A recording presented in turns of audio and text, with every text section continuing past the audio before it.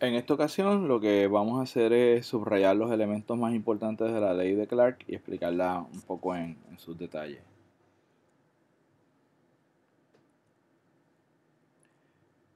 La ley de Clark lo que plantea es que es, es posible pensar en unos principios básicos que guían el desarrollo y el crecimiento de las ciudades industriales y postindustriales, de manera tal de que nosotros podamos ver algunas relaciones en el mercado de la propiedad, en cómo está distribuida el- el uso del espacio urbano, y podamos decir algunas cosas con cierto aplomo, ¿verdad?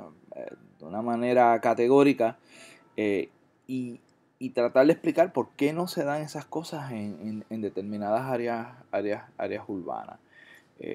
Pero básicamente lo que dice es que el centro es el centro de la ciudad, donde está esa actividad económica, es una zona de gran intensidad, y a partir de ese centro, hacia las afueras, tirando una raya, una línea imaginaria, nosotros vamos a encontrar toda una serie de relaciones que van cambiando a medida que los puntos se van distanciando del centro de la ciudad.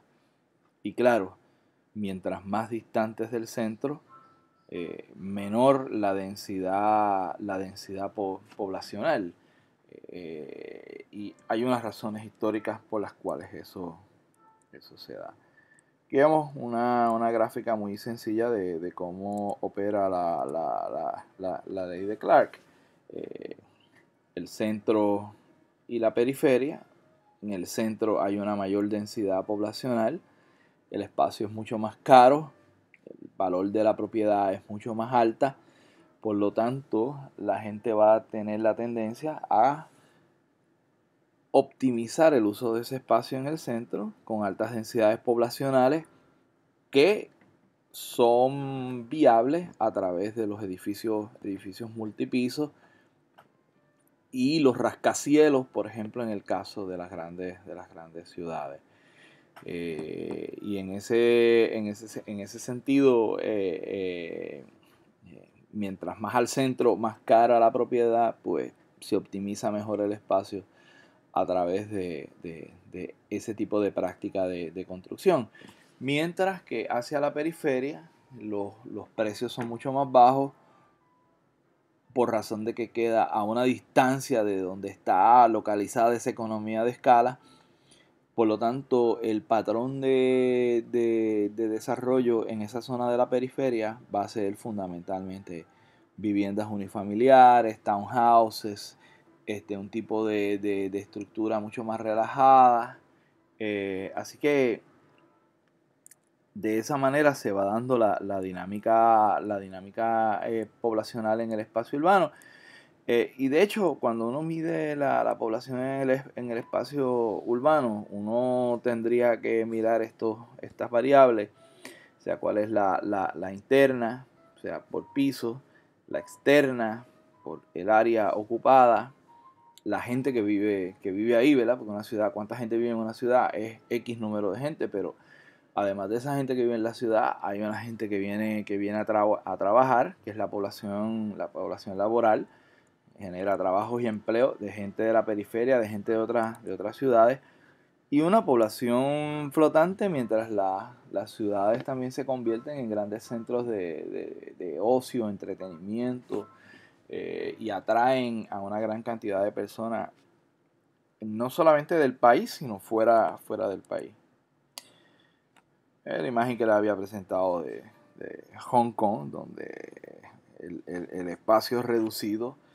eh, la República, la República Popular China restringió ese espacio que fue ocupado por los ingleses, y entonces en un espacio reducido se ha convertido en prácticamente una ciudad, ¿verdad? Y hay muchas áreas en Asia donde lo que vemos son espacios, territorios que son básicamente ciudades absolutamente densas.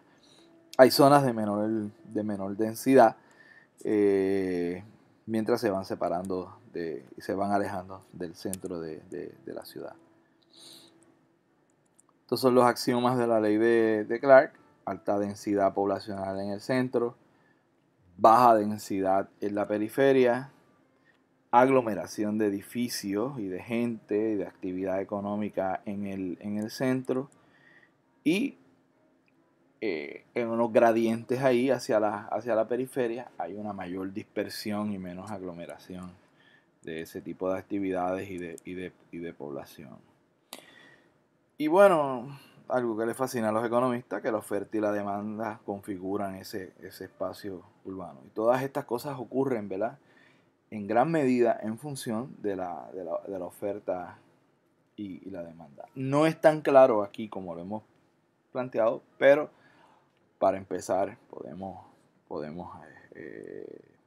adscribirnos a esos axiomas.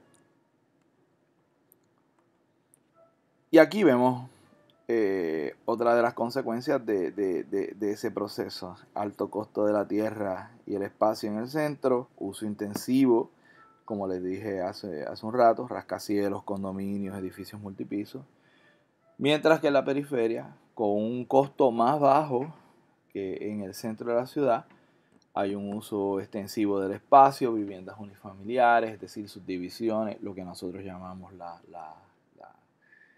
urbanizaciones, los moles, las casas mucho más amplias. Y bueno, esa es la presentación sobre la ley de Clark, poco volviendo a subrayar algunos de los elementos que discutimos en clase.